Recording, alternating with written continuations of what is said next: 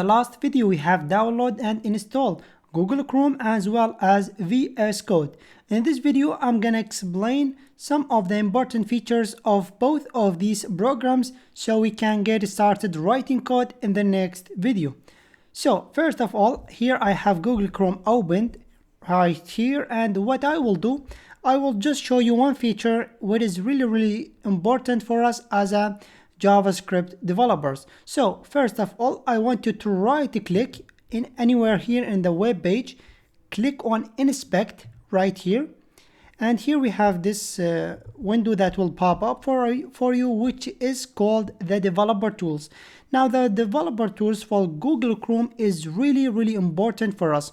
We can test our website speed, we can write JavaScript, we can see a lot of great stuff, but we are gonna use it specifically to write some JavaScript code.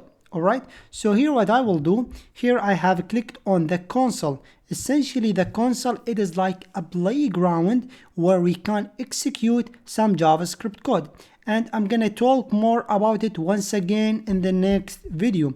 But now what I will do, I just want to show you how to open the developer tools. Just right click anywhere in the web page, click on inspect, and we have the developer tools like so.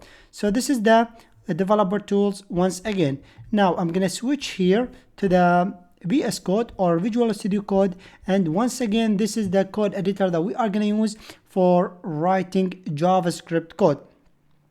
Now I have chosen this program for several reasons.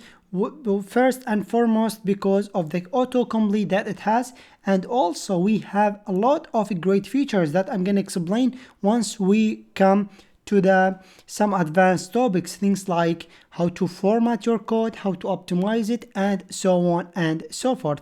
So in this video we have showed you the programs that we have installed, and in the next video I'm gonna create the files needed for this course. See you in the next one.